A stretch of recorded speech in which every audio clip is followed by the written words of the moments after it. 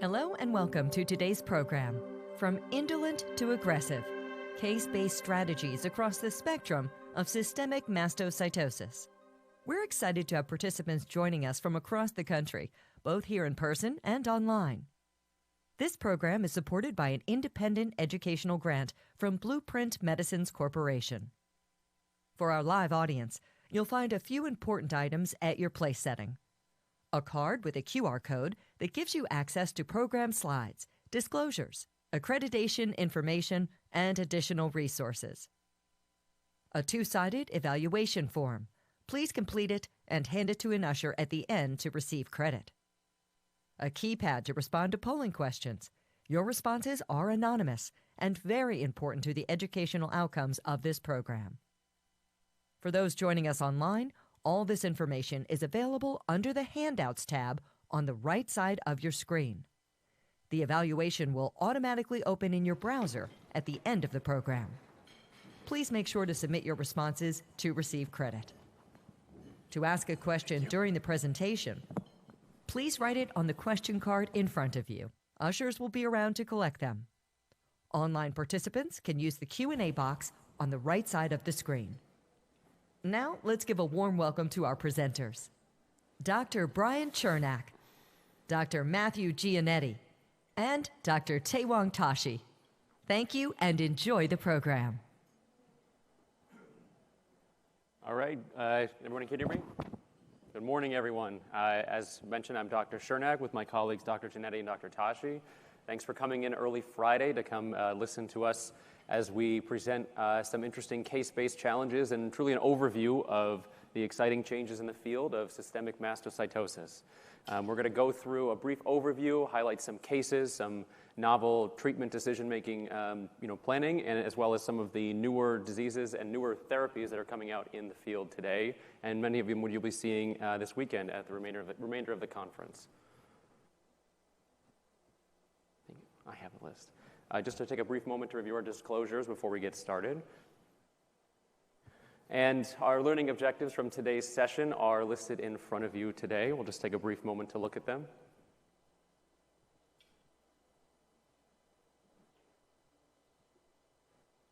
And finally, we'll get started with a brief pretest. Many of you should have a clicker in front of you. Hopefully get those out. And again, there are no wrong answers in the pretest. There's only wrong answers in the post-test. Okay? So the first question, if you have your clicker out in front of you, is just to ask approximately how many patients with systemic mastocytosis do you manage per month?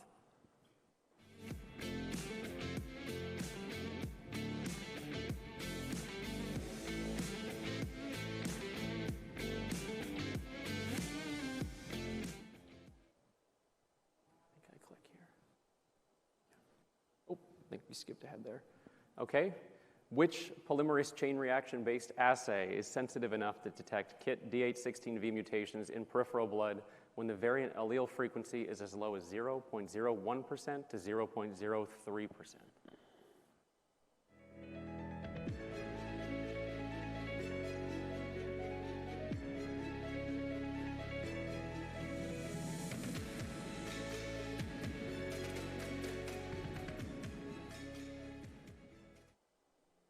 Okay, one more question here. How often do you currently recommend an FDA-approved tyrosine kinase inhibitor, such as avapritinib or midostaurin, as a treatment strategy for patients with advanced SM?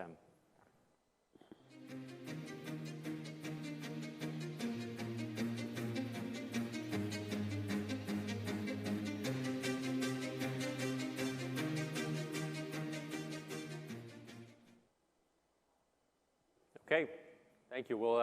You might see these questions again in the post-test. Hopefully you learned something here today. So just to begin, we'll review the pathophysiology and the burdens of systemic mastocytosis, hopefully giving a broad overview of many of the diseases that you see in your practice and that we take care of here as well. So systemic mastocytosis, truly it's a rare clonal mast cell disorder. It truly is a disease of the proliferation of mast cells, all of which share typically a specific gene mutation. In the non-advanced form of systemic mastocytosis, which makes up about 88 to 95% of all SM diagnosed, we have three different subcategories. the bone marrow mastocytosis, the indolent systemic mastocytosis, which many of you may be familiar with and makes up truly about 90% of these cases, and then a slightly more aggressive and proliferative smoldering SM. In the advanced systemic mastocytosis categories, we have SM with an associated hematologic neoplasm, often a associated myeloid neoplasm, aggressive SM, and finally mast cell leukemia, which is the true leukemic-like form of this disease.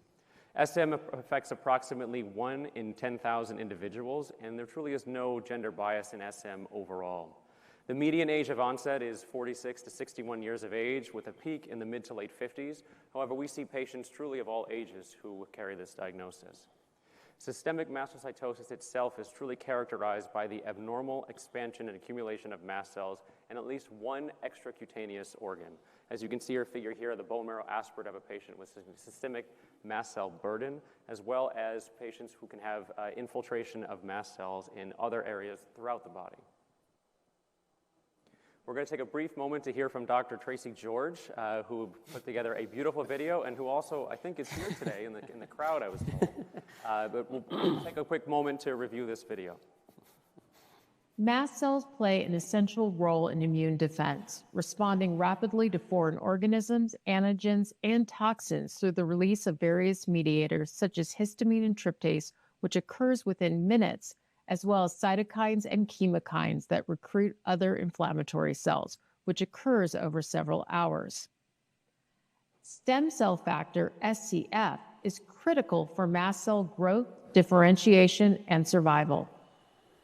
The transmembrane receptor for SCF is KIT, encoded by the proto-oncogene KIT. When SCF binds, the wild-type KIT receptor dimerizes, and the ATP binding site changes conformation, allowing ATP to bind and turn on the signaling pathways RAS and MAP kinase, phospholipase C gamma, and JAK-STAT. These signals are responsible for normal mast cell growth and function, including proliferation, activation, and survival. Approximately 90 to 95% of SM cases, regardless of subtype, are caused by somatic mutations in the KIT gene, with the most common mutation being a substitution of aspartic acid for valine, known as D816V, in the second catalytic domain of the KIT transmembrane tyrosine kinase receptor. The D816V mutation locks the KIT receptor's ATP binding pocket in an active conformation. Despite the absence of SCF binding and receptor dimerization, ATP is able to continuously bind to the mutant receptor, leading to constitutive activation and signaling. This results in increased activation, prolonged survival, and independent proliferation of mast cell precursors, accumulation of mast cells, and development of mediator-related symptoms in non-advanced disease. In some mast cells, additional genetic mutations such as ASXL1, SRSF2, TET2, or RUNX1 accumulate over time, driving uncontrolled proliferation and organ infiltration. The resulting tissue damage and variety of systemic symptoms indicate that the disease has progressed to advanced systemic mastocytosis. Tyrosine kinase inhibitors, or TKIs, are targeted therapies that can inhibit the effects of the KIT mutations in a variety of ways, including occupying the active conformation of the ATP binding pocket or binding elsewhere and preventing ATP binding. This results in the downstream proliferation signals being turned off, reducing mast cell and consequently symptom burden, improving quality of life. Thanks, Dr. George, wherever she is here. There she is. We're going to just, again, to summarize that beautiful video in just a few bullet points, but 90 to 95% of patients with non-advanced systemic mastocytosis have this mutation in KIT, the D816V mutation. It's the most common driver of mutation of systemic mastocytosis. Constitutive activation of this mutant KIT receptor due to this mutation or other rare mutations can lead to the proliferation and activation of neoplastic mast cells. And the progression of non-advanced to advanced SM is truly impacted by the addition of genetic mutations, as well as the infiltration of mast cells into other organs, causing true organ damage, which can be truly an end-stage form of this disease. These TKI therapies, of course, tyrosine kinase inhibitors, really target the underlying SM pathophysiology by inhibiting this constitutively active KIT receptor. Now, for many patients, especially those with non-advanced systemic mastocytosis, they suffer from a variety of symptoms which truly impacts their quality of life. Many patients who come to our clinic report a whole variety of symptoms which individually can be hard to really use as a diagnostic marker or a clinical suspicion of mast cell disease. It's truly the combination of all of these symptoms in many of these patients that might help suggest that a patient has one of these disorders. The SM can truly lead to quality of life impairments across all organ systems derived by the number of different mediators which are released by the granules within the mast cells. Of course, many of us are familiar with tryptase as well as histamine released by mast cells, but as you can see in the middle part of this figure, there are many other molecules that are released by the mast cells themselves, including many cytokines that we may attribute to more proliferative myeloid diseases. In the brain, many patients complain of brain fog, depression, headache, just truly limited ability to work or have some cognitive function or truly be around with family all the time. From a cardiovascular perspective, many patients have some hemodynamic instability as well as nausea, vomiting, diarrhea, sometimes brought on by certain triggers, sometimes not, as well as a significant impact of bone health, which we'll get into in just a few moments. The skin is often one of the most common manifestations of this disease, leading to various skin findings, skin spots that we can attribute to this disease, as well as flushing, itching, and what many patients would describe as wheals or hives. Constitutionally, patients may have typical features of other myeloproliferative neoplasms that resemble SM, including fatigues, night sweats, and unique to mast cell disorders, due to the fact that they're involved in the allergic response, many patients may report anaphylaxis or anaphylactoid-like responses. And in more advanced disease, on the right side of your figure, you can see true organ damage through infiltration of these mast cell aggregates in the target organs, leading to either organ infiltration itself or simply organ damage. This can lead and manifest as ascites within the liver, hypersplenism and massive splenomegaly within the spleen, GI infiltration leading to malabsorption, bone deformities and bone degradation leading to true osteolysis or pathologic fractures, and finally cytopenias due to the involvement of mast cells within the bone marrow. Patients with SM experience an average of 14 SM-related symptoms over the course of their disease, and therefore it's critical to truly ask about the burden of their symptoms when they present to you. As well, one of the more under-recognized complications of systemic mastocytosis, which has gained more traction in the last few years as a recognized feature, is osteoporosis. It truly affects up to about 30% of patients with systemic mastocytosis. Notably in patients who may be considered lower risk for osteoporosis, such as younger individuals or males, this is an important feature that must be recognized and monitored in these patients. Spine osteoporosis and vertebral fractures are hallmarks of systemic mastocytosis, especially when associated with large osteolytic bone lesions. Bone involvement should be assessed regularly in patients with systemic mastocytosis using bone metabolism markers and truly radiologic assessments such as a DEXA scan or skeletal survey.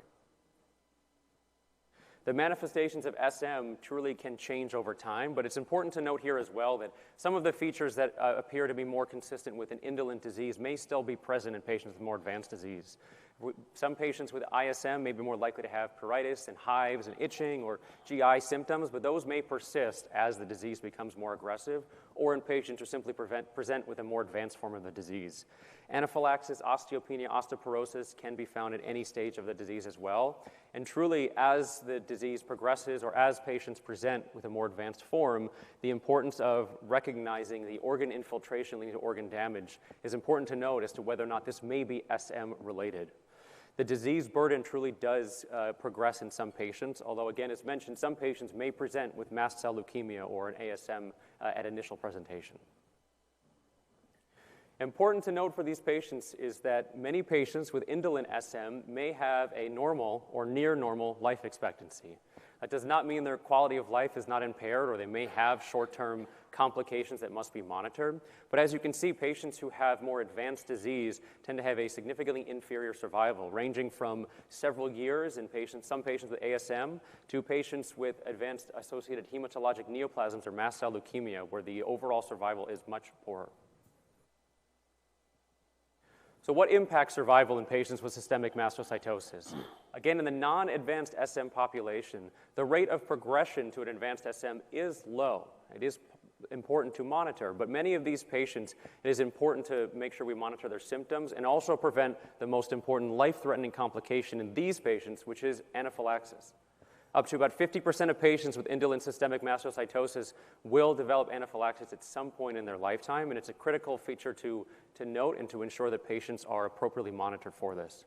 In the advanced systemic mastocytosis population, the associated hematologic neoplasm is the most important fatal non-SM rated pathology. This may be patients who suffer from typical chronic myelomonocytic leukemia, which is the most common form of the AHN that patients develop, but other patients may develop an MDS-like phenotype, myeloproliferative neoplasm, acute myeloid leukemia, or other lymphoid malignancies more rarely. Patients with AHN have an inferior survival compared to the other subtypes of SM, with the exception of mast cell leukemia. As patients have a more advanced disease, they may share features that resemble a more advanced myeloid neoplasm, including infections associated with cytopenias or related to immunosuppression from this high disease burden, or severe bleeding caused by the disease itself, the cytopenias we've mentioned, or of course drug-induced thrombocytopenia, which is monitored closely. The overall survival and progression-free survival typically slightly worse in patients in male patients, as compared to female patients for all subtypes. But truly, it's the advanced versus the non-advanced subtypes of these disease that is the most important to know. SM itself, however, regardless of how proliferative it is, has a significant negative impact on daily life and employment. A survey of many patients with systemic mastocytosis conducted recently found that many patients report fatigue, exhaustion, difficulty concentrating, brain fog, difficulty sleeping, and of course, reduced work hours as a result of this.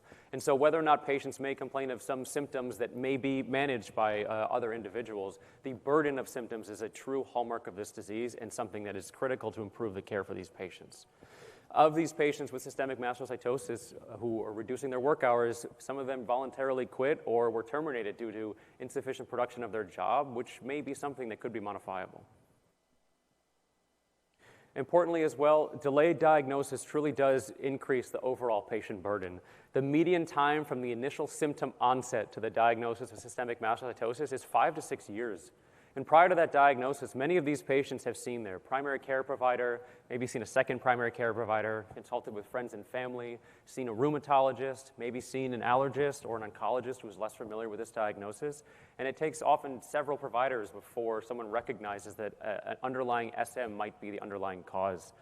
Diagnostic delays put patients at risk, whether that's a worsening of their osteoporosis, which may or may not be modifiable, with patients who might have life-threatening anaphylaxis that is not appropriately monitored, and of course patients who suffer from worse organ dysfunction due to the proliferation and progression of disease. ISM patients frequently experience mediator symptoms of longer duration before diagnosis than is seen with more aggressive subtypes, which oftentimes, although not always, tend to present with more common features that may suggest an underlying neoplasm. Patients and providers must maintain truly a high index of suspicion for mast cell disorders when these patients present. And lastly, of course, multidisciplinary management is essential, including an allergist, a primary care physician, an individual with supportive care expertise, and an oncologist is critical for their care. This is a nice flow sheet just so you can get a sense of how some patients do present and also the aggressiveness of the disease in some patients that may progress over time. Again, not every patient progresses and the disease continues on in this direction, but it is an important kind of flow sheet as we talk about our next patient cases. You can see in the bottom left part of this screen that the SM-AHN patient population is a bit more challenging in that patients may progress in their SM component, in their associated hematologic neoplasm component, in one, the other, or both. The risk of progression in the non-advanced setting on the right here you can see is very low in bone marrow mastocytosis and low in ISM, but these smoldering SM patients are those of note to continue monitoring more carefully. Okay, we're going to move on to our case-based discussions, and with this I'm going to pass the clicker and the mic on to Dr. Giannetti. Awesome. Thank you very much, Dr. Chernak. So I'm going to walk through a case here of indolent systemic mastocytosis, case 1, diagnosing a classical case of ISM. I am an immunologist, maybe the token immunologist by training here at this meeting, so I think about things a little bit differently, but I want to walk you through a case that's something we see more often in our clinic, but also maybe more importantly, something that I would like all of you to at least have your radar up and keep an eye out for. Okay, so this is Christina. She is here at the allergist or immunologist visit. She's a 42-year-old female, and she has a recent episode of anaphylaxis to a wasp sting, resulting in an ED visit. So her tryptase at her PCP's follow-up was 25 nanograms per milliliter. And on further review of her symptoms, there's a couple of interesting facts here. So she has a 2 to 3 year history of episodic flushing, fatigue, and recurrent abdominal bloating and diarrhea. Maybe this has been labeled as irritable bowel syndrome. And her presenting symptoms today is a rash that has been quite present for quite some time and has a derriere sign.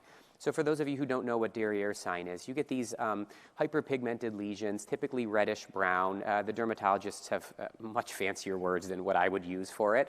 But either way, you scrape them or scratch them, and they urticate. So if you look at the center picture here, you can see there's right along the brow line a nice little redness with a little bit of hiving.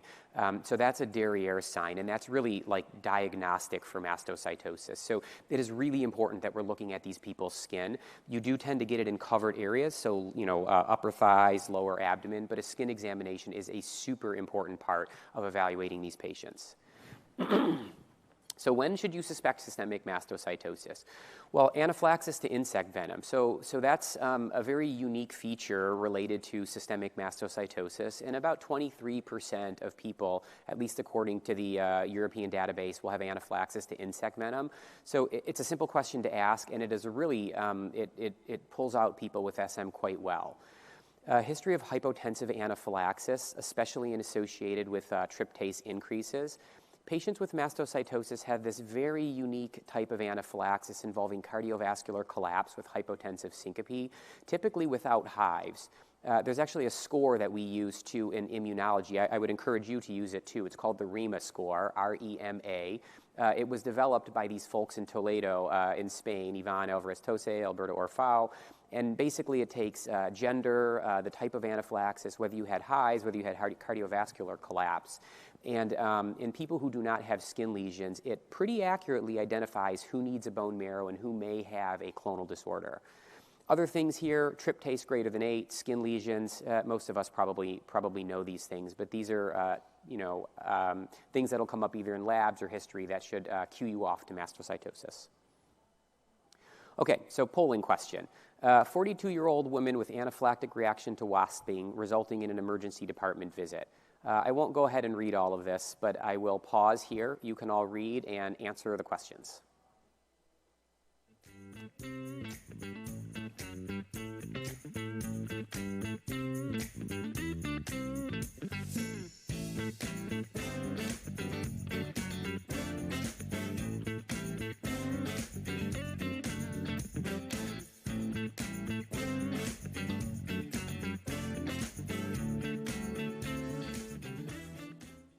Yeah, great.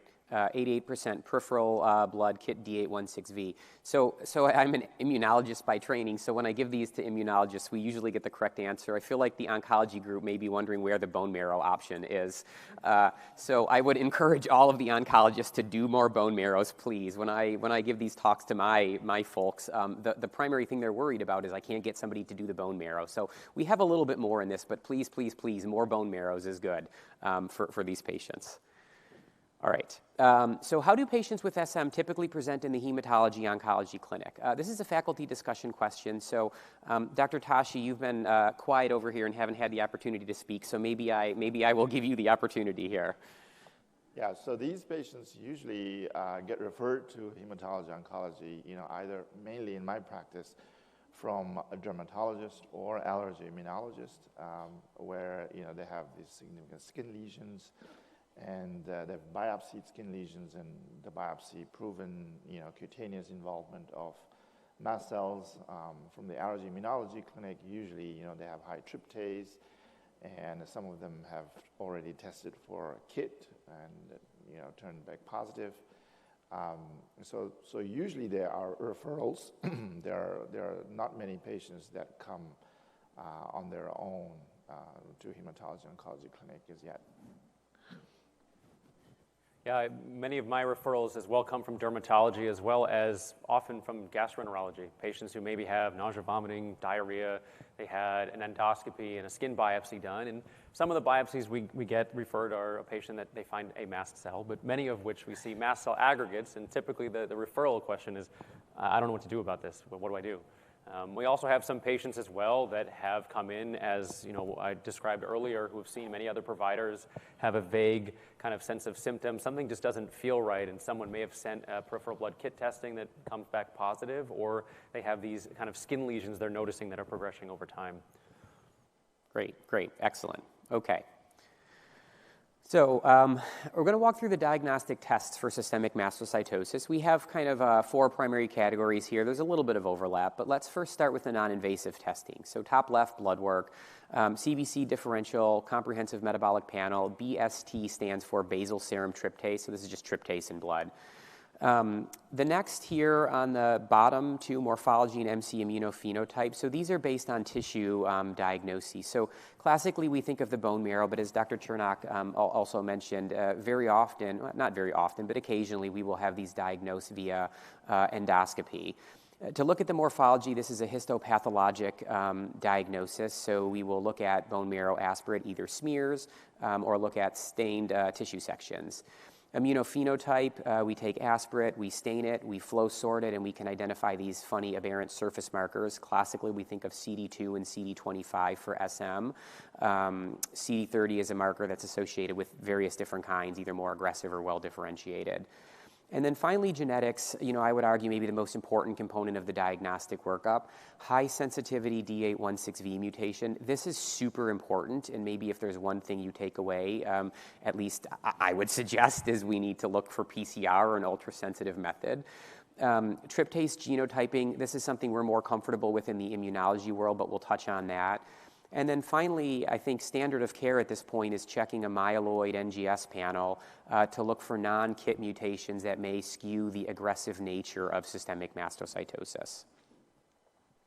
So the major and minor diagnostic criteria, you can see on the left, WHO has 1 major and 1 minor or 3, and then ICC is 1 major or 3 minor. So what are the major and minor? So on the top right here, the major criterion is these dense aggregates of mast cells. So mast cells in a normal bone marrow biopsy generally have a very typical round shape. They're scattered. You'll see in singlets, almost never will they touch each other.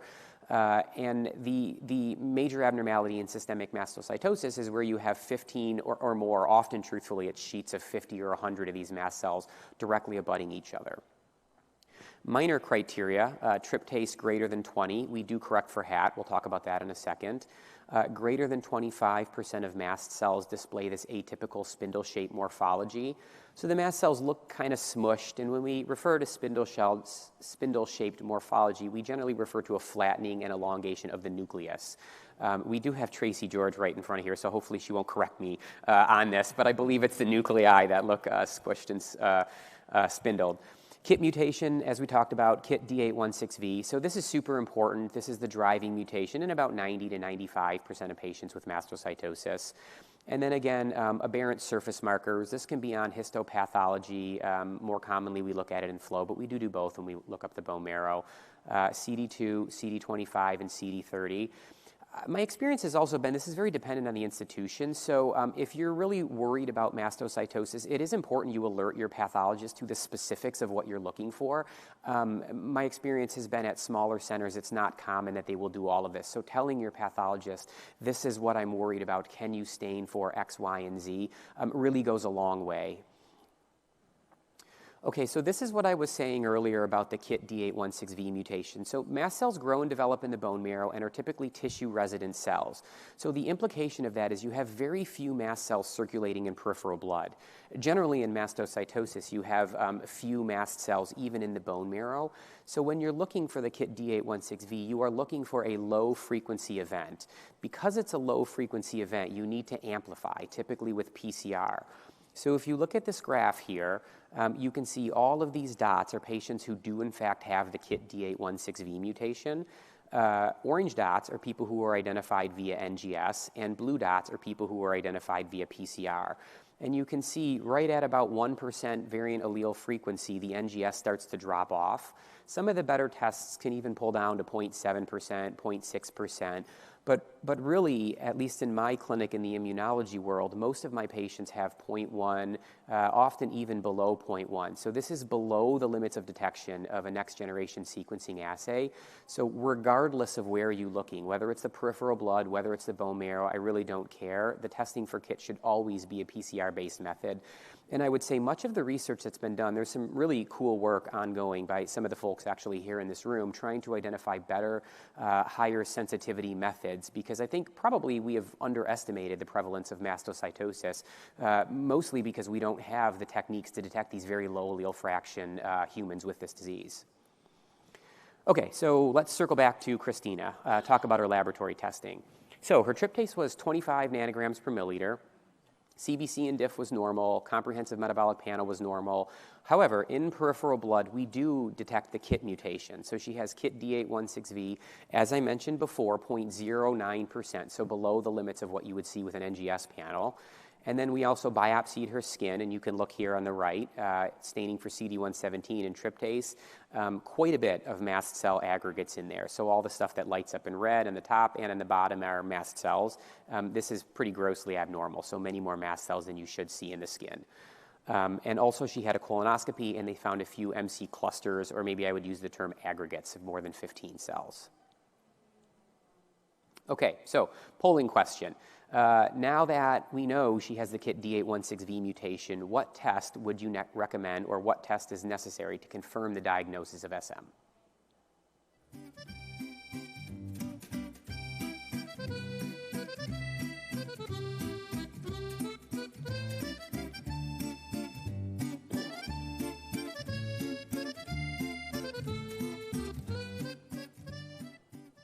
Yeah, I would expect nothing less here in a room of oncologists. Excellent, 97% bone marrow. I don't think we need to belabor this point. Marrow more people is the takeaway point. All right, so decision to perform bone marrow in an adult with suspected SM. There's a lot going on here, but I think I would try to simplify this maybe a little bit for you. First, look at your patient in front of you. Do they have skin lesions? If yes, almost always you should marrow that person. So on the left, yes, you should perform the tryptase. You should look in peripheral blood, but basically that person should get a bone marrow.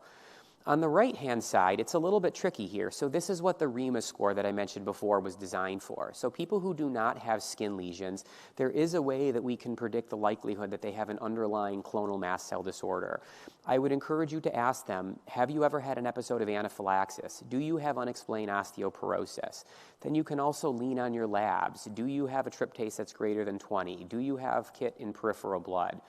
So in these cases, when the tryptase is, anybody with symptoms, anaphylaxis, particularly with hypotensive syncope, in my clinic, regardless of the cause, that also buys you a bone marrow biopsy. There's a very close association of hypotensive syncope with clonal mast cell disorders.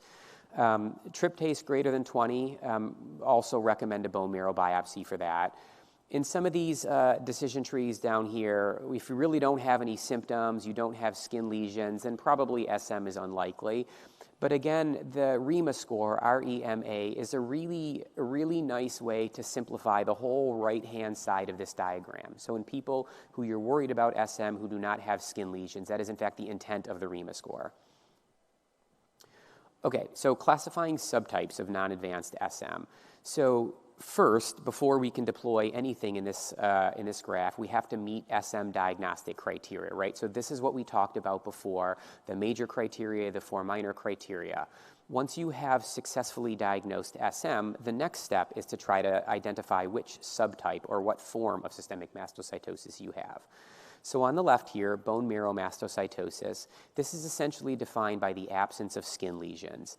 So you have bone marrow involvement, by definition, bone marrow mastocytosis seems pretty self-explanatory, but you don't have skin lesions and you don't have any B findings. ISM, skin lesions are often present, and you have 1 or 0 B findings. So B findings here on the right generally represent a higher burden of mast cells, is what I would say. So you have more than 30% mast cells in the bone marrow, in terms of 30% of the cellularity is mast cells. Your tryptase is quite elevated, greater than 200, or you have a high burden of KIT D816V mutation. You often have signs of organ disease, although not organ failure. So very hypercellular bone marrow, other signs of dysplasia or myeloproliferative outside the mast cell, but not a diagnosable myeloproliferative disease. And enlarged organs, so a large spleen, large liver with synthetic function intact, no signs of significant splenic dysfunction.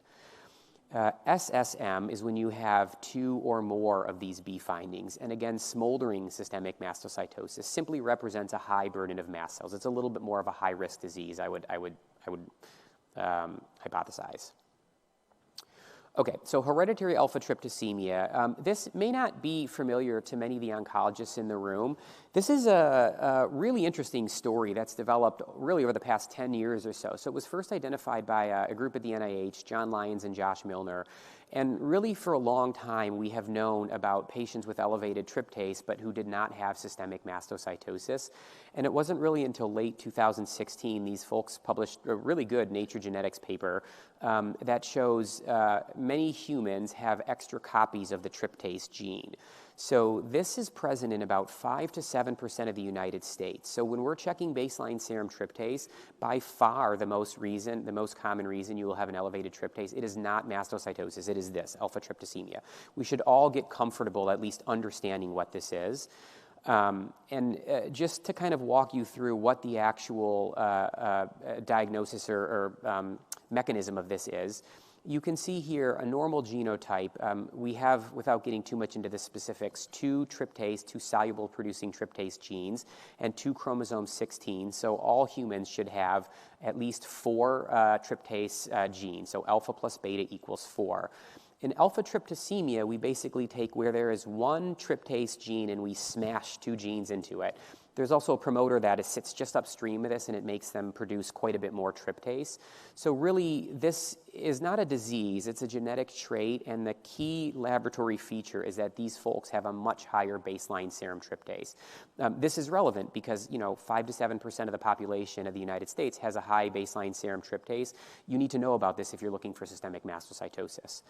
On the bottom right, we do correct for baseline serum tryptase. So if your tryptase is 20 and you have 1 extra copy number, you would take 20 divided by 2, and your corrected tryptase would be 10.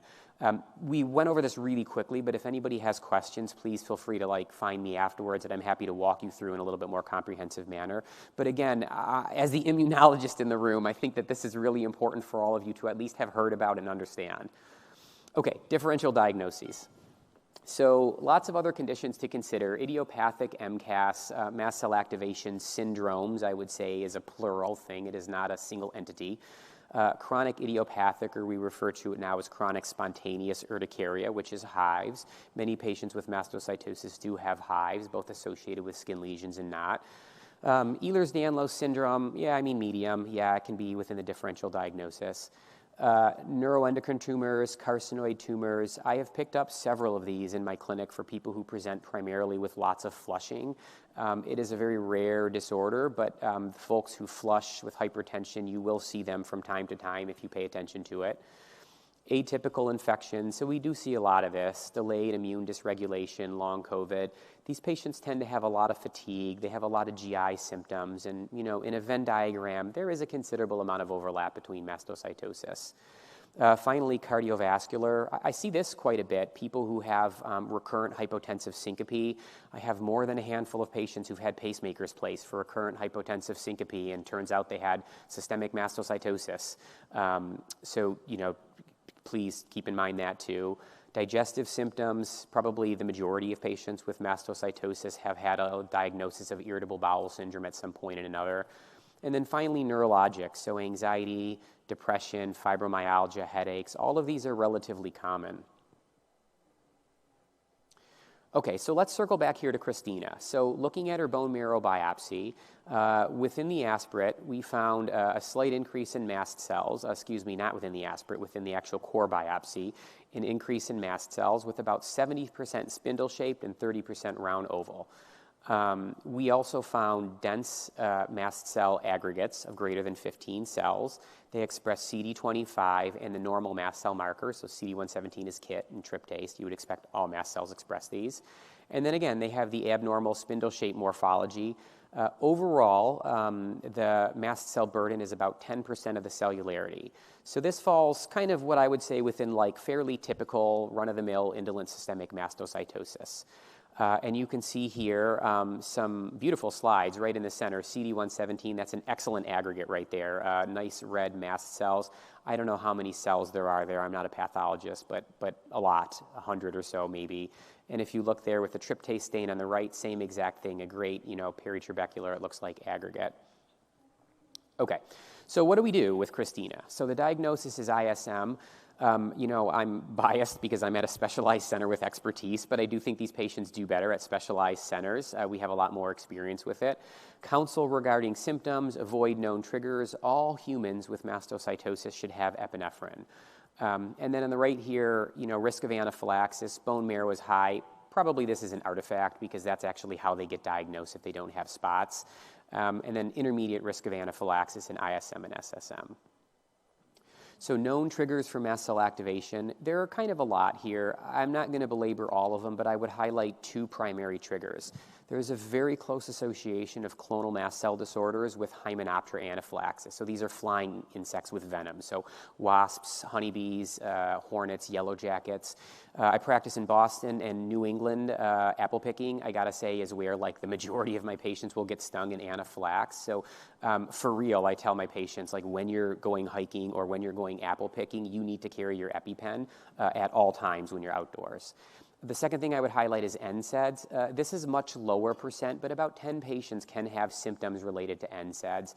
This is not an allergy, but it's related to inhibition of cyclooxygenase and shunting of arachidonic acid. Okay, so final pitfalls here. Baseline serum tryptase variability. Baseline serum tryptase varies wildly, right? Alpha-tryptosemia is a reason why it can vary. Tryptase in general can vary just based on the time of day. There's some really old data from Dean Metcalf showing that. And then finally, tryptase is much less reliable when an AHN is present. So every once in a while, we'll get consulted on somebody with AML or an acute leukemia with an elevated tryptase, and you can see tryptase increase. And then finally, KIT D816V in peripheral blood does not rule out systemic mastocytosis. Even KIT D816V in bone marrow does not rule out systemic mastocytosis. And be aware of the overlapping findings between monoclonal disorders and SM. All right, and now I will hand back to Dr. Chernak for a case. So we've met Christina. Christina has ISM. Now we need to decide how to treat her. Right? As we've mentioned, for patients with ISM, the majority of our symptom management should be directed towards two things, truly. One, prevention of anaphylaxis, making sure patients are carrying epinephrine with them at all times. Two, auto-injectors. And then two, to kind of figure out what is their symptom burden. And truly what we need to do is try to improve their quality of life and to help minimize some of the mast cell-related symptoms that may be driving their presentation and maybe their inability to function as normally in society as they would. By organ system, the management can change and vary. As patients who have predominantly skin-based symptoms, we are typically looking at antihistamines, as we do for many of these organ involvements, but truly the H1 first generation, H1 antihistamines tend to predominate in terms of improving those symptoms. Many of these symptoms can also be improved with the H2 antagonists as well. Many of these you're familiar with that are over-the-counter, cetirizine, loratadine, fexofenadine, as well as the H2, famotidine being one of the more common agents that are used. That can aid in some of this improvement of symptoms. When it comes to the GI symptoms, that's really where the H2 antagonists like famotidine tend to predominate and have the most impressive effect on reducing those symptoms, whereas the cardiovascular symptoms can be a combination or a mix of those two agents as well. When it comes to osteopenia and osteoporosis, the management of SM should be very similar to patients who have osteoporosis. They just may present at a younger age, and truly supplemental calcium, vitamin D, as well as bisphosphonates may need to be considered. In terms of neurologic symptoms, again, we're looking again at the antihistamines, both H1 and H2, that may improve patients' symptoms in this regards as well. Many of us will use one or two of these agents, maybe vary the dose, increase it, or increase the frequency of dosing of these, and then may consider some of these additional treatments as well, which you can see on the right side of your screen. Leukotriene receptor antagonists, montelukast being one of the more common ones we can use for skin symptoms that maybe aren't as responsive to the antihistamines. Aspirin is mentioned here that may improve some patients' symptoms, but just of note that aspirin is a trigger for some patients, and so if it is going to be used, just keep in mind that it probably should be used in a supervised setting in a patient who's never had a reaction to aspirin before. Ketotifen is another antihistamine, and cromolyn is one of our mast cell stabilizers, which may improve some of these symptoms, especially GI symptoms for many of these patients as well. When it comes to anaphylaxis, Dr. Giannetti and I were discussing about this earlier. Venom immunotherapy and rush desensitization to rapidly reduce the sensitivity of these agents, maybe during apple picking season, is an important management consideration that should be considered for patients that truly have anaphylactic episodes, which again are life-threatening for these patients. In terms of osteopenia and osteoporosis, there are novel bone-directed agents that are used often in the endocrinology setting as well. And finally, for neurologic symptoms, many of the stabilizers and ketotifen we mentioned are helpful as well. When it comes to patients with refractory allergic-like symptoms or cardiovascular symptoms, the inclusion of omalizumab as a secondary agent has gained more promise with more emerging data coming out, and is an agent that should be considered for these patients. As you can see in the bottom, more than 50% of patients with SM take 3 or more prescription medications and 3 or more over-the-counter medications, which truly many of these agents by themselves maybe have minimal side effects for some individuals, but as you take higher doses or as those compound, that can also impact a person's quality of life as well. And that's a major symptom burden, especially maybe in an individual who's otherwise younger and not on many other medications. It can feel like a large burden of other agents to consider and continue to take through the rest of their life. So for Christina, she has, as we mentioned, ISM. She has mainly many skin symptoms as well as some GI side effects as well that she's been reported with a careful history that's been taken by you. And so the starting agents that were recommended for Christina are H1 antihistamine, cetirizine, taking 20 milligrams twice daily, and then an H2 more selective famotidine, taking 40 milligrams twice per day. As you can see here, many of you may be familiar with giving over-the-counter medications to your own patients, or maybe when you are an internist, you've prescribed these before as well. And you may see that some of these doses may be a little bit higher than you otherwise would start with. Truly, it often is measured by the tolerability for these patients, that some of them may tolerate these lower doses we're used to seeing, but sometimes stepping up the dose may be more appropriate for patients who tolerate it more carefully. So Christina started with both of these two agents. But over the next 4 years, her basal serum tryptase consistently begins to increase. So from 25 nanograms per milliliter to 40, up to 85 nanograms per milliliter. Importantly, in addition to this, her symptom burden has significantly increased. She has more bone pain, she has a vertebral fracture, although without an associated osteolytic lesion, but certainly has developed some features of more bone involvement. And despite this H1 and H2 antihistamines that she had been started on, cromolyn was added, ketotifen was added as well, and leukotriene modifiers were also added over time, but she continues to come to your practice with more fatigue, more GI symptoms, more diarrhea, flushing, and truly just a reduced quality of life. By a total symptom score that you've taken for her, which we'll discuss in a few moments, her score is 85, which really signifies a high burden of disease. So, the symptom score, how do we measure these? These symptom scores have been validated to kind of resemble and reflect the quality of life for these patients.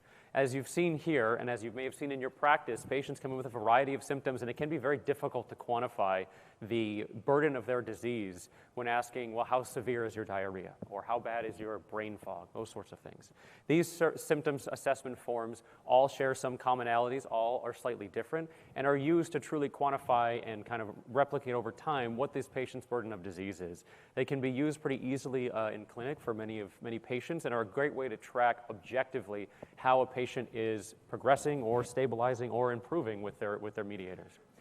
Many of these forms you can see over to the left here as well. There's symptom assessment forms listed, as well as the quality of life assessment forms, which are important often in the clinical trial setting, but also in practice in many situations. As you can see on the right, many of these have about 10 different questions that are asked or more, with different modalities trying to target each of the organ systems that tend to be involved, with the ISM-SAF form listed here on the right, indicating that a score of 28 or higher indicates moderate or severe symptoms. This is pretty easy to do, I would say, from experience in the clinic. It's something that you certainly can continue to incorporate into your own practice. Okay, next polling question. Christina, as we've gone through, she's 46. She has KIT D816 positive ISM diagnosed 4 years ago, increasing tryptase, worsening symptoms, bone pain, recent vertebral fracture, GI symptoms, and symptoms are persisting with all of these agents that she is now on. Based on the NCCN guidelines, what should be our next step?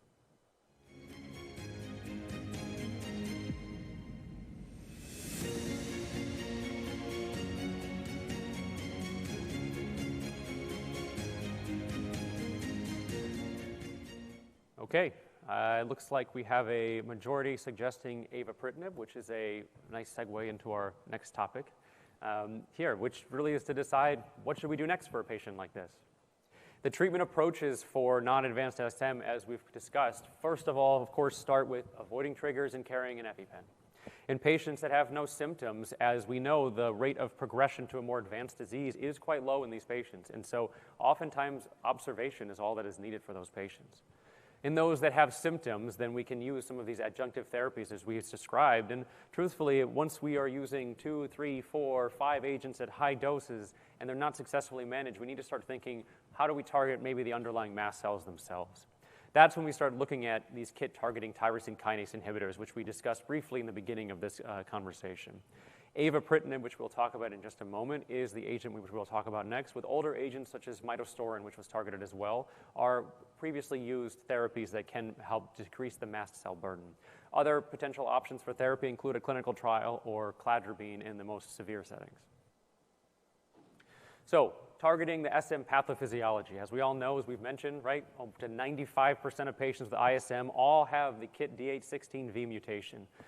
These inhibitors, thus, are trying to target a constitutively active KIT receptor that is leading to downstream pathway activation, leading to the symptoms that we see in many of our patients. There are many KIT inhibitors, truly, that are out on the market that have become more recently more selective. Imatinib, as you may know, is one of the original TKIs, does inhibit the KIT receptor. However, patients with the KIT D816V mutation are found to be resistant to this. And so imatinib is used in patients that may have a KIT wild type or a KIT undetermined mutation, but tends to be used less commonly today. It also has off-target effects on ABL1, FLT3, CSFR1, and PDGFRA and B, and so therefore there may be some more additional off-target effects than some of the other agents we'll discuss. Midostaurin was one of the first really more targeted agents that developed, initially also used in the treatment of FLT3 positive acute myeloid leukemia. And midostaurin inhibits both the KIT wild type and the D816V mutation. It's showed impressive efficacy in the reduction of symptoms in the advanced setting for some of these patients, reducing the mast cell burden, and it was used more frequently several years ago, as it was the first true agent that we had to target this KIT mutant receptor.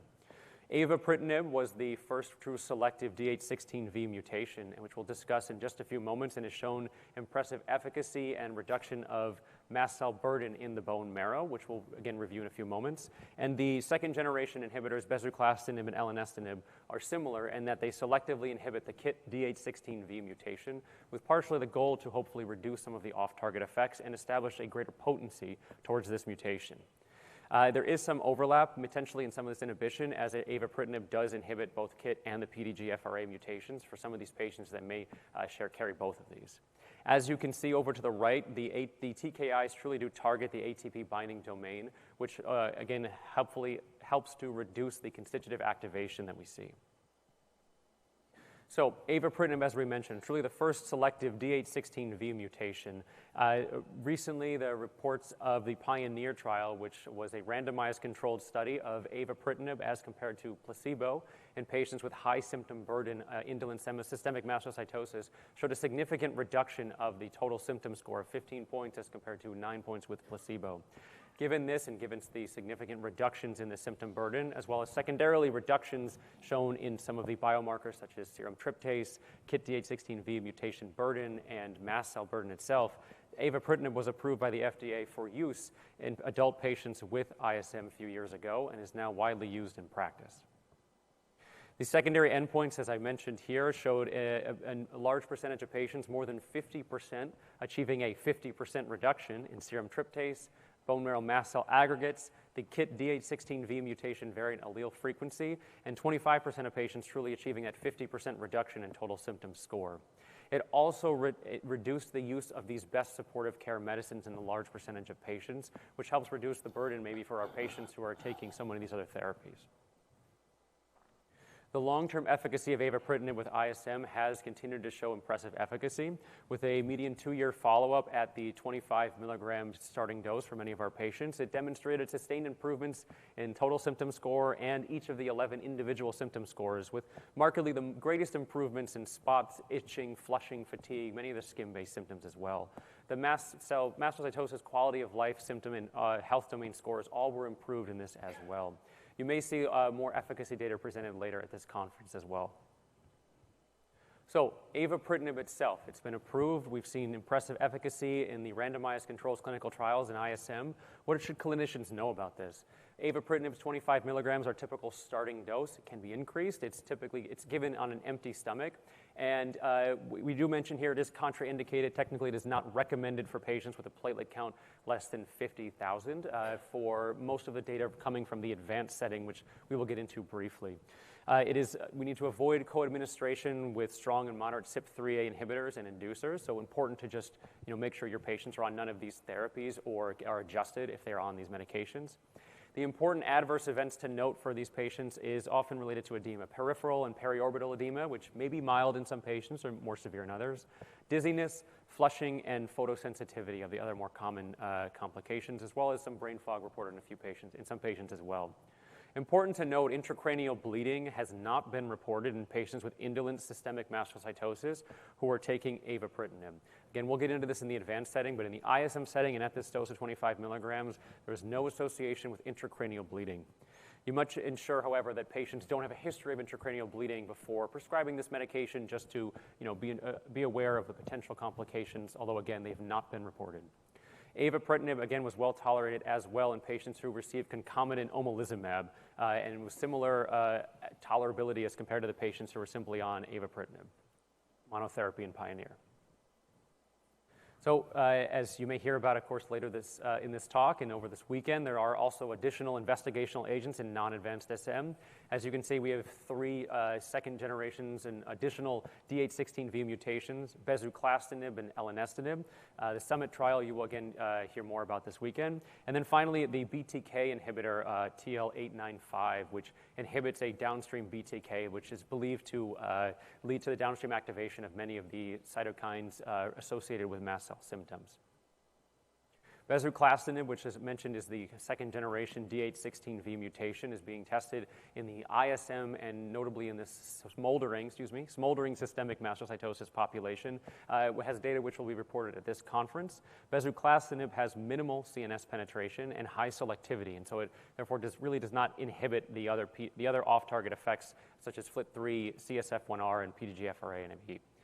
In the Summit trial, there were no treatment-related SAEs from the initial reports, from this interim reports of this publication. And the majority of treatment-emergent adverse events were at the 100 milligram dose, were low-grade and reversible, with transaminitis reported as one of the more common. There were no bleeding or cognitive impairments reported at the interim analysis as well. The Part 2 24-week treatment reports will be will be presented tomorrow morning at one of our sessions, and I encourage you to go to that session as well. The top-line results, which are at least briefly mentioned here, show a significant improvements in the total symptom score used in this trial after 24 weeks of a reduction of 24 points as compared to 15 points in the placebo. And as you can see on the right here, a 50% reduction in basal serum tryptase was noted in 87% of patients on bezuclastinib as compared to placebo. Significantly more patients with bezuclastinib achieved a 50% reduction in the KIT D816V and bone marrow mast cell burden as well. And given this, bezuclastinib received FDA breakthrough therapy designation in October 2025. Elenestinib is being studied as a phase 2 Harbor trial. The part 1 results were recently reported. And again, elenestinib also has limited CNS penetration and is quite selective as well for the KIT D816V mutation. The primary endpoints of the Harbor study in part 1 were for safety and the effective recommended phase 2 dose. It was well tolerated at all dose levels after 35 weeks with no treatment-related SAEs or AEs that led to drug discontinuation. And part 2 continues to enroll. As you can see, there are significant dose-dependent improvements of secondary endpoints such as tryptase, tryptase levels, KIT mutation burden, bone marrow mast cells, and improvements in symptom scores at all doses as compared to placebo. So we have an important question here for polling. Which of the following in patients with ISM tests are recommended for routine monitoring for every 6 months in patients with systemic mastocytosis?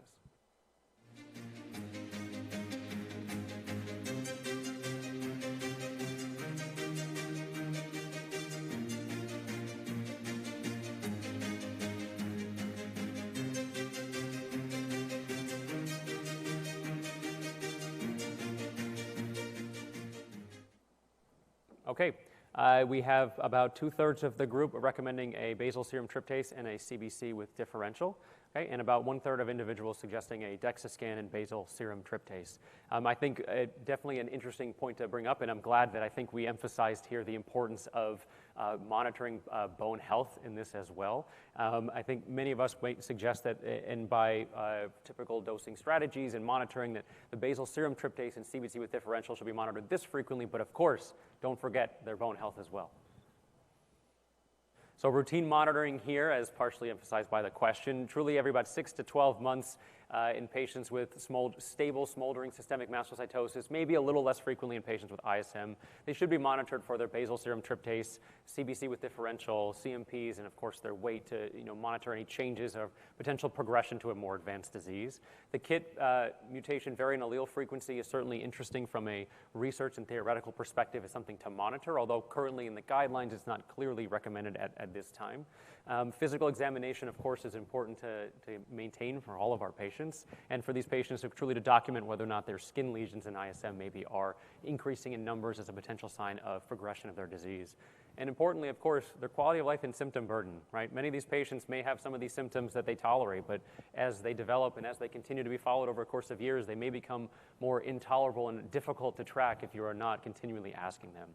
A DEXA scan typically should be repeated as per standard guidelines. Oftentimes it's about 1 every 3 years, especially in patients who have osteoporosis or osteopenia.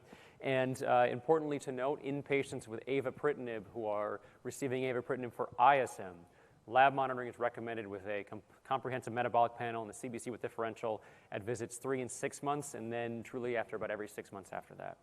If, of course, laboratory symptoms change, of course, our judgment and our increasing frequency of visits should be adjusted as well.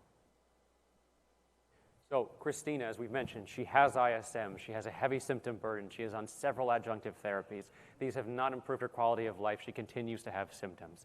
We recommended for her to start 25 milligrams of avapritinib daily with monitoring of her liver function tests and her complete blood counts every 3 months and every 6 months after this. Of course, to be alerting us to any changes, and of course, importantly, to continue to carry her epinephrine and to avoid some of these triggers that she may have. So again, this was a nice case illustrating some of the challenges and some of our therapeutic strategies we have for indolent systemic mastocytosis. I'm now finally going to give the clicker to Dr. Tashi to talk about a case of advanced systemic mastocytosis. Thank you very much, Dr. Chernak. Now that we know systemic mastocytosis with a great introduction and a case of non-advanced mastocytosis, now I'll take you to a case of advanced mastocytosis, of how to diagnose and treating strategies. So this is Bob. He's a 71-year-old man, and he recently went to his primary care provider where a CBC was drawn, and that showed a white count of 6.15, hemoglobin of 9.5, and a platelet of 115. And the WBC differential shows the ANC was 3,000 and absolute monocyte count of about 1,200, and absolute eosinophil count of 1,500. There's some myelocytes and metamyelocytes noted on the differential. So given that abnormal differential with slightly left shifted, the PCP referred the patient to a hematology oncologist. So at the hematologist clinic, the patient complained of symptoms, mainly fatigue that was progressive with exertional dyspnea and lack of exercise tolerance. There was some mild nausea and bloating, felt left upper quadrant fullness, and he's been having some weight loss, which was unintentional, about 8 pounds for the last 6 months or so. He has a past medical history of hypertension, stable on antihypertensives, and takes thyroid medications for his hypothyroidism, and he does not smoke or drink alcohol excessively. On a physical exam, there was mild, pale conjunctiva, and the skin was clean. There was no lesions. And on abdominal exam, the spleen was palpable with about 5 centimeters below the left costal margin. So given the CBC abnormalities and the physical exam and his complaining symptoms, the hematologist ordered some additional labs, imaging, and a bone marrow biopsy. So the imaging study shows that his liver size was about 17 centimeters, which is kind of mild. Spleen was 18 centimeter cranocaudal, which is also consistent with splenomegaly, and that was consistent with his right upper quadrant fullness. There was also some mild ascites noted, but there was no focal lesions or anything on the liver. The additional labs, CBC was repeated with a white count of 5.8. Hemoglobin was similar at 9.6. Platelet was 110, so CBC looks very similar. Differential again showed the ANC of 2,800. There was 21% monocytes and 17% eosinophils. And there was consistently metamyelocytes and myelocytes that were seen in the previous CBC. And a basal serum tryptase level was drawn, and it was elevated at 179. And the bone marrow biopsy was done, and as you can see, it shows a hypercellular marrow with 95% cellularity with trilineage hematopoiesis, and there was about 50% mast cells with diffuse aggregates. And there was some dysplasias noted with monocytosis, and the genetic studies, molecular studies shows positive for KIT D816V with a VAF of 19%, and the NGS also showed mutations in TET2, SRSF2, SETBP1, and CBL genes. Flow cytometry shows a positive of CD117, CD25. There was a weak CD2 and CD30, and there was increased eosinophils and monocytes. As you can see on the right side on the slide, that the blood smear, a peripheral blood smear shows monocytosis, and the aspirate smear shows a beautiful mast cell that's currently degranulating, it seems. And you can see the immunohistochemistry there with CD117 diffusely positive, CD25 diffusely positive, CD2 and CD30 pretty weak, and tryptase also not very significant, but you can see some staining there. So, given these, how do I go back? Given the presence of diffuse mast cell aggregates, positive KIT mutation, and abnormal immunophenotype of these mast cells, you could diagnose this patient with systemic mastocytosis. So the systemic mastocytosis WHO criteria has met. Now, after meeting the criteria, what do is, what does this patient have? What is the subtype of SM? Now, because he has monocytosis, there's dysmegaly keratosis. This is consistent with chronic myelomonocytic leukemia. So this falls under SM-AHN. And the patient has cytopenias, especially the hemoglobin was less than 10 on repeated CBCs. Patient has hepatomegaly, has ascites, so there are these C findings. Splenomegaly with hypersplenism. Now, patient does have splenomegaly. About hypersplenism, you should see The definition of hypersplenism is, seeing cytopenias with splenic sequestration. Now, whether the cytopenia is coming from the splenic hypersplenism, or is it coming from the bone marrow involvement of the mast cells, or is it from the CMML, that kind of underscores the complexity, of these cases.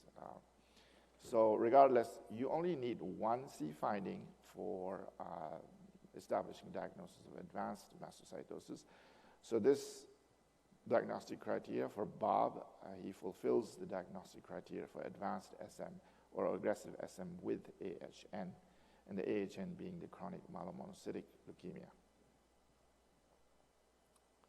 So we have a current polling question.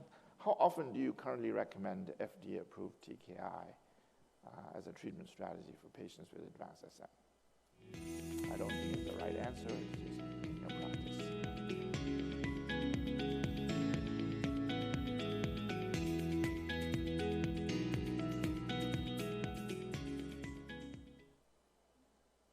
Okay, mainly 75, 100%, or I do not manage patients with advanced SM. All right, that we can see. So, how do we manage? How do we manage a case of advanced SM? So the first thing is, of course, to see whether this is SM-AHN as in a concomitant AHN or not, because that makes a big difference. If they do not have an associated hematologic malignancy or AHN, it's relatively straightforward using KIT-targeted TKIs, in addition to basic supportive care therapy with antihistamines and mast cell stabilizers if they have mediator-related symptoms. If they have an associated hematologic neoplasm, that is when the case gets complicated, because you essentially have two diseases at the same time. So you need to see which part of these two diseases, which component of these two diseases, whether SM or the AHN, which one needs treatment. And it's not easy to determine that, but that's kind of the next step, is to see whether you should treat the SM portion first or the AHN portion first. Now, there are some cases which are pretty straightforward, where AHN is an AML or a high-risk, high-grade MDS with excess blast, where you need to act first for the AHN, and you do the AHN-directed therapy, plus minus the TKI for the KIT inhibition, depending on the case-by-case basis. But if they do not have an AHN that needs immediate treatment, then you need to see how bad is the SM component that needs treatment, and usually that's kind of the way the majority of the cases go. So typically, SM and AHN portions are treated separately. In your mind, you have to think as if the other one does not exist. And that's kind of the current treatment practice. And which one is to treat first? It depends on the primary cause of the symptoms and organ damage. Often it may be very difficult to discern which one is the cause. And precisely for that, if the AHN does not need immediate therapy, treating SM is more easier for causal attribution with KIT-directed therapies. These days we have potent selective KIT inhibitors, and you treat the SM portion first, and then you kind of determine what happened to the cytopenias. For example, if the cytopenias improved, maybe that was right, and it was probably caused by the SM portion. And you kind of get the picture, a little clear picture. As compared to treating the AHN first with the HMA or induction chemotherapies, because then it's very difficult to assess the response after cytotoxic chemotherapies. It takes months before you kind of are clear what's happening in the bone marrow. Combination therapies of cytotoxic chemotherapies or HMAs with KIT inhibitors have not been. It's been studied, but it's not. We don't have data yet, but trials are ongoing. In the APEX study, we have a cohort of bezuclastinib combined with HMAs, and there's another trial that's ongoing for avapritinib with HMA for SM-AHN patients. But in the absence of good data right now, the data that we have that we can use is midostaurin, because it's been used in combination in the AML study. So extrapolating from that, we have the safety, at least the safety data of using midostaurin in combination studies. So given the complexity of this case, we encourage all these kind of patients to enroll in clinical trials, and if possible, refer to Mastocytosis Center of Excellence around the country. I think there are about 14 or 15 of Mastocytosis Center of Excellence, and we encourage referrals. So currently FDA-approved TKIs for advanced SM, avapritinib has been approved based on Explorer and Pathfinder studies. And you can see those with avapritinib, most frequent AEs with peripheral edemas, nausea, fatigue, and in thrombocytopenic patients, there were reported of a few cases of intracranial bleed, but they were all non-fatal. Imatinib is approved for KIT D816V negative or non-D816V mutated patients, and this approval is based on case studies and case reports, and you can see the most frequent AEs. Imatinib, we use that. Most of us hematologists have quite a bit of experience of using it in CML, so you can see the peripheral edemas, muscle cramps, musculoskeletal pain, and abdominal discomforts, and all that. Midostaurin it was approved for advanced SM based on the midostaurin study that was done in 2015, and it is the dose that's used in advanced SM is 100 milligrams BID. That's a little higher than the FLT3 AML dosing we use, and the overall response rate was about 60%, but it was poorly tolerated, mainly because of the GI side effects. So this is again showing avapritinib. This is a combined, I think, data from Explorer and Pathfinder of overall response rate is about 71%. And imatinib, you can see it was based on case reports and case series, about 60%, but only about half of them achieved complete response, and again, another half only received partial response. Midostaurin, as I just mentioned, is 100 BID dosing. Overall response rate is about 60%, and it was pretty effective in reducing serum tryptase level, KIT D816V, or the bone marrow mast cells. However, it does have significant GI toxicity that kind of limits its use. And bezuclastinib is currently being tested in APEX trial that's ongoing. The part 2 is currently ongoing, and the part 1, the study data that was been presented a few years ago shows an overall response rate of about 52%. And this is again the pivotal avapritinib trial in advanced SM. The Explorer was the phase 1 study, and the Pathfinder is the phase 2 study.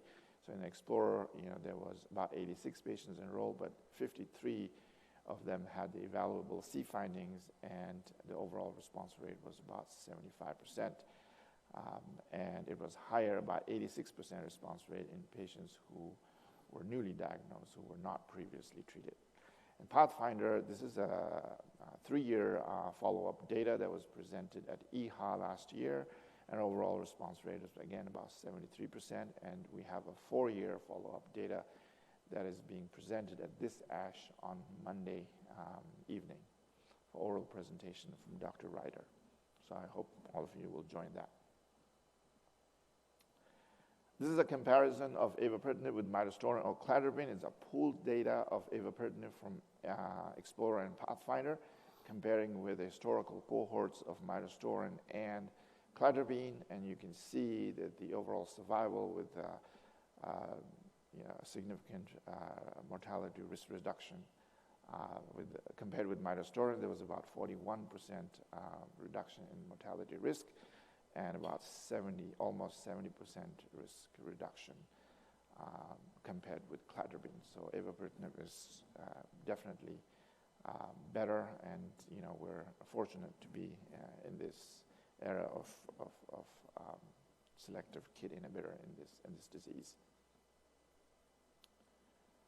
So, 60-year-old man is newly diagnosed with SM-AHN, it's SMCMML. Which of the following mutated gene identified in the NGS of his bone marrow aspirate is strongly associated with high-risk biology or poor prognosis in patients with advanced SM? Is it the KIT? Is it the ASXL1, JAK2, or all of above?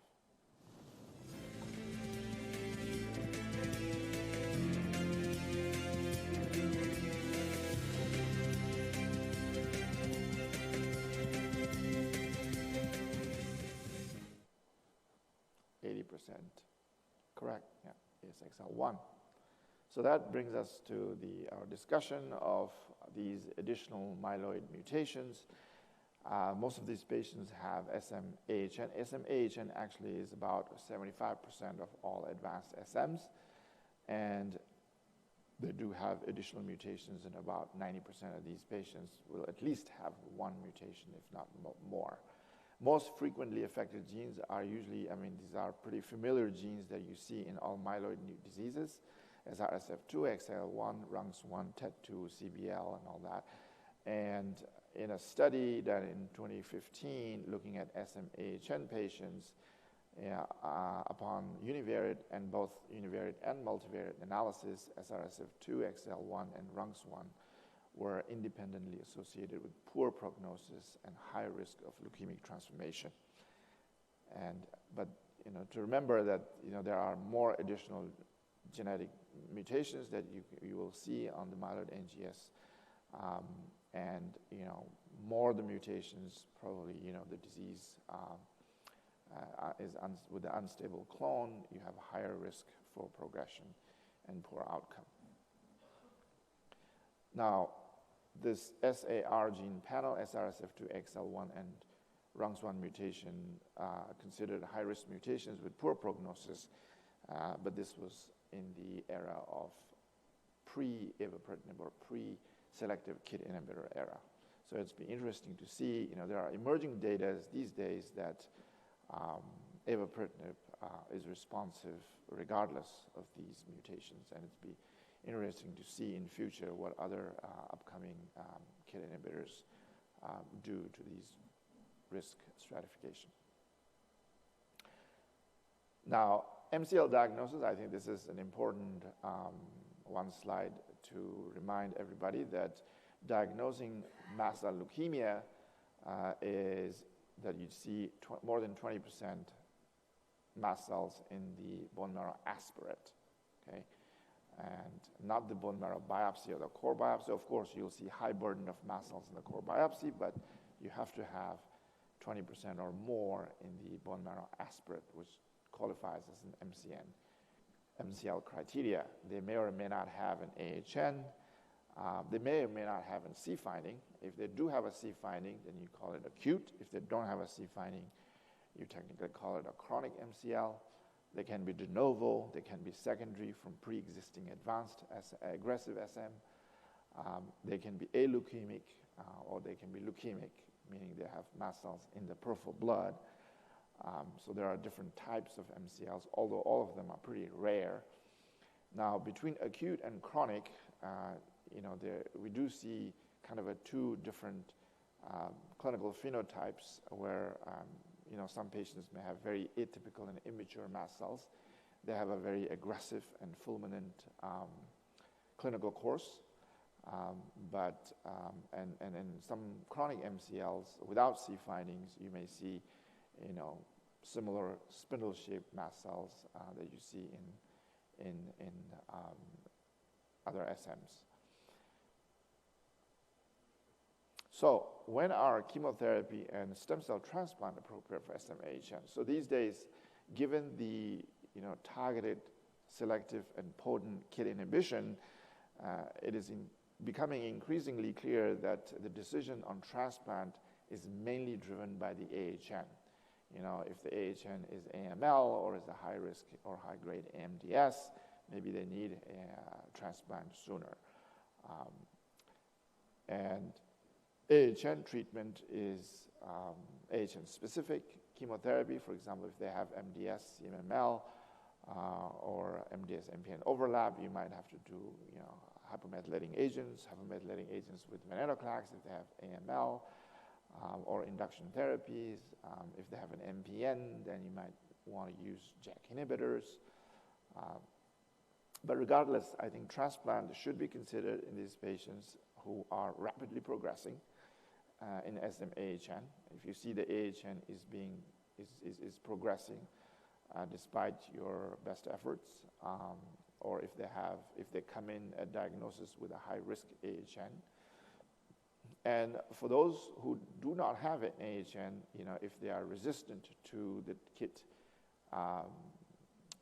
targeted therapies, and those patients with immature mast cells with rapid clinical course, as you see in acute mast cell leukemia patients, early referral to bone marrow transplant is appropriate.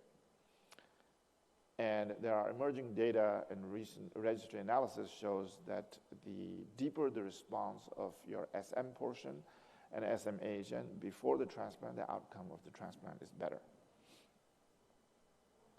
So when you treat a patient with SM-AHN, it is the AHN that invariably progresses over time because of the selective pressure of KIT inhibition. Usually the AHN progression is KIT independent. Now, the effect of KIT inhibition on the AHN is still unclear, but there are some emerging data that shows that it may delay progression as reduced peripheral monocytosis in the CMML patients in avapritinib trials. But we still need to see and get more data about the effect of KIT inhibition on the AHN. In the midostaurin trial and also in the Pathfinder trial, at 3-year follow-up, the progression rate was 14%. In midostaurin, it was about 11%. And majority, almost, all of the progression rate, you see are in the AHN portion. They become SM-AML. And if they have more mutations, like SAR mutation that we just mentioned, the SRSF2, ASXL1, and RUNX1 mutation, or if they acquire new mutations, the risk of progression is higher. So how do we routinely monitor advanced SM patients? So CBC and chemistry profile are routine, serum tryptase level, of course. We do need bone marrow aspirates and biopsies for SM as well as the AHN assessment. You need to do the KIT D816V and the myeloid NGS panel to follow the existing mutations and to see whether they acquired new mutations, if there's clonal evolution going on. And then, of course, if they have a C finding, if they have an organ damage from the SM or the AHN, you need to see whether they have been reversed or stable response assessment of a C finding. So, and if they have osteopenia, osteoporosis, a diagnosis, you might want to repeat a DEXA scan at some point to see whether the treatment for the SM has improved their bone health in addition to getting bisphosphonates and other appropriate therapies. So for Bob, what's the next step? So Bob has SM-AHN, and he's cytopenic, he's anemic. So you start avapritinib at 200 milligram dose. This is the FDA-approved dose for advanced SM. The platelet count needs to be monitored because, as we just mentioned earlier, that it's not recommended for patients with platelet count of less than 50 because of the cases of intracranial bleed that was seen in the Explorer and Pathfinder studies. And you need to follow and check the platelet level quite frequently, weekly or every other week for the first 8 weeks, regardless of the platelet count. And if the platelet count improves, it's more than 100, then you can kind of spread them out a little bit. But, depending on your clinical judgment, you should monitor them closely. And if they are less than 50, of course, you need to interrupt the avapritinib, or you need to dose reduce, depending on the case, or you want to switch to midostaurin. These are kind of a discussion that needs to have with an expert. Apart from the SM, you also need to monitor the AHN for progression, and you do bone marrow biopsies every 3 to 6 months, as clinically indicated, as we do for all MDS or CMML patients. And then depending on the type of AHN, you might want to start a conversation about transplant if the patient is eligible. So with that, I hand over my trigger to Dr. Chernak. Thanks, Dr. Tashi. Hopefully we've given you a nice overview of the pathophysiology of SM, the prevalence, the treatment, and the diagnosis, the management of indolent and advanced systemic mastocytosis. So something, of course, of note is, of course, as some of these patients with ISM are getting better treatments and those with advanced SM are living longer, the long-term care becomes even more important for us to recognize and ensure we are following up with our patients. So the potential predictors of poor prognosis in SM, really is somewhat stratified by the, whether you advanced or non-advanced disease. Overall patients, subtype, of course, more advanced disease leads to a more inferior prognosis. Older patients, those with cytopenias, higher basal serum tryptase levels, and higher KIT variant allele frequency have been shown all to be poor predictors of overall survival. High symptom burden as well is something, of course, to note that may be a predictor of this as well. In advanced SM, as Dr. Tashi mentioned, these other genetic mutations, often classically the SAR mutations as well as others, are associated with poor prognosis, as well as eosinophilia, splenomegaly, cytopenias, and leukocytosis. The progression from the indolent to the more severe subtypes do occur in a very small percentage of cases, but of course, following these patients long term, it does occur in a small percentage that is important to monitor. And different prognostic scoring systems can be used, and each have been validated and truly can be used based on the clinician's preference. Patient education as well is also critically important. As we mentioned, many of my young patients who have ISM, who have never had an anaphylactic reaction or never known their triggers, sometimes forget their injectors, and ensuring that they are doing that and they have them at your visit is always a great question to ensure adherence. Triggers, as we mentioned, can be pretty varied and can be broad, but it's often patient dependent. So making sure a patient is kind of starting to recognize or note down for themselves what their potential triggers are critical as well. When it comes to surgery, patients with systemic mastocytosis can have procedures and can undergo surgery. But of course, ensuring that the surgeon and probably more importantly, the anesthesiologist is aware of this so you can have a treatment plan in place in consultation with some of the experts here as well to come up with, ensure those patients are appropriately pre-medicated is important, as well as an anaphylactic and ED kind of response plan for one of those episodes if they do occur. The Mast Cell Diseases Society is an excellent resource. There's an excellent patient advocacy group that also works with clinicians as well. They have great information on their website for patients, providers, great handouts to give to patients as well as many of these other societies, including some of the rare disorders consortiums. The American Initiative of Mast Cell Diseases and the European Competence Network on Mastocytosis are two excellent groups, both based here and, of course, in Europe, to kind of bring together some of these consensus guidelines and bring, again, the community and the experts together as well. The NCCN guidelines, of course, are a reference for clinicians that are continuously being updated. There are many other clinical resources at the website at the bottom of the screen here. So medication considerations in patients with SM, of course, many of these patients are taking other medicines. They have other comorbidities. Some on the left here to consider avoiding, just to highlight a few of these. Alcohol may be a potential trigger for your patients. Alpha adrenergic and, importantly, beta blockers may be medications that may trigger symptoms in patients.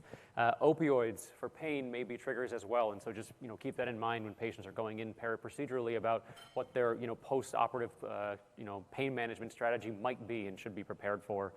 Some general anesthetics are suspected to be triggers, and just to keep aware that some of these listed should be avoided or should be used with caution, although others, to our right, you can see, do seem to be safe or typically tolerated.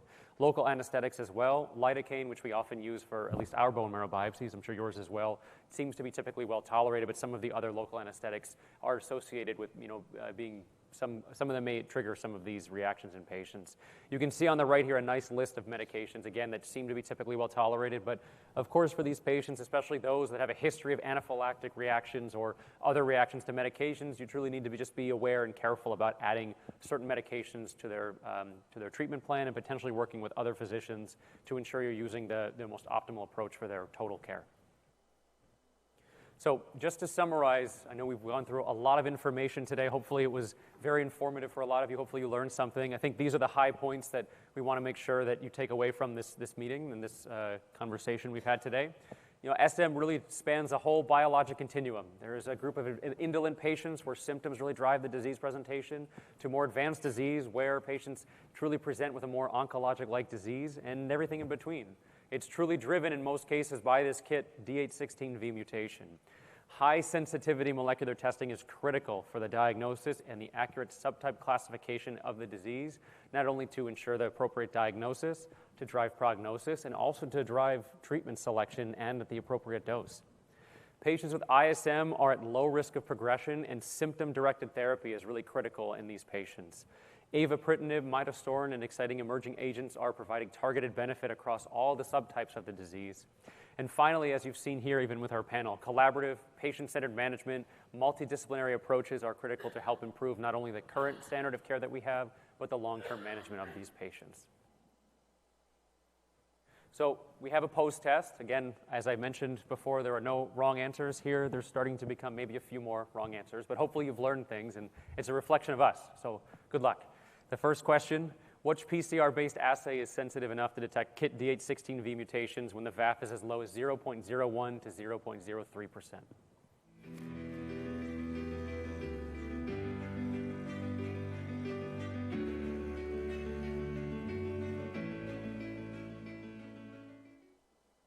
All right, great. Yes, digital droplet PCR, as we mentioned, high sensitivity testing is critical for this diagnosis. Question 2, 42-year-old woman, an anaphylactic reaction to a wasping results to the ED with an elevated serum tryptase, with macular papular skin lesions, dairy or sign positive, and 2 to 3 year history of flushing, fatigue, recurrent abdominal bloating, and diarrhea. What's our next step?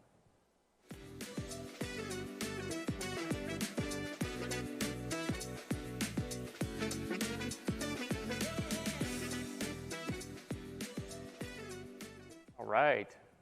Yes, right. High sensitivity testing for the KIT D816V mutation in this patient. Question 3, 46-year-old woman with a KIT D816V positive ISM diagnosed 4 years ago, now with an elevated tryptase to 85, worsening symptoms, bone pain, fractures, GI distress, symptoms persisting with the use of H1 and H2 antihistamines, chromalin, catodafin, leukotriene modifiers with an elevated symptom score of 85. What should we do next?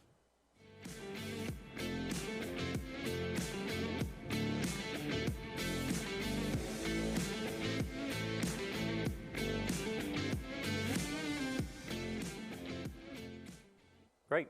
So this is a patient, right, with ISM whose symptoms are now progressing with best supportive therapy. In this case, as progression into advanced symptoms of her ISM. That we can use avapritinib in this setting as well. Question 4, a 60-year-old man with newly diagnosed SM-AHN with CMML as the associated hematologic neoplasm. Which of the following genes are associated with the NGS is most strongly associated with high-risk disease pathobiology and poor prognosis?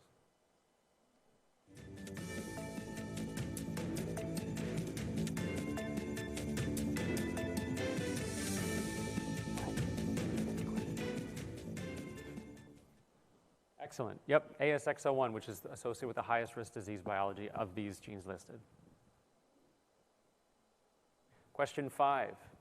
How often will you now recommend an FDA-approved TKI, such as avapritinib or midostaurin, as a treatment strategy for patients with advanced SM?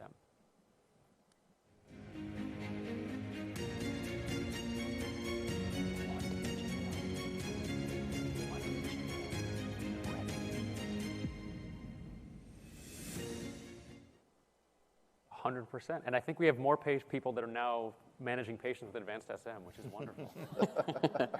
So great. Well, thank you again for listening and for participating with the clickers here. Hopefully you've learned something, and now we give you the opportunity to ask any questions for us. I think we have some listed here that Dr. Giannetti, I think, is going to start with. Yeah, I think we're a little bit over, so we're going to go rapid fire here. We're each going to handle one question. Dr. Tashi, is there any information on the impact of KIT inhibitors on osteoporosis? We get 30 seconds to 1 minute, so go. That's an interesting question. I think it's been actively looked at in the upcoming trials, especially Harbor trial in the indolent SM, and also they'll be looking at it in Summit data probably coming out in future. this is an active area of investigation. Right now, we don't have a data, but we do have a good hypothesis that, yes, treating SM will help osteoporosis. Yeah, I agree. I would note there's a small study looking at patients who are on AVA that do show some improvement in bone density. I think it's quite small. I do believe there is something there, but we need much more kind of larger populations to prove. Okay, Dr. Chernak, is KIT D816V in peripheral blood, is a negative KIT D816V in peripheral blood sufficient to rule out systemic mastocytosis? Yeah, it's a great question. I think, as we mentioned, right, the high sensitivity digital droplet PCR is critical to identify some of these patients.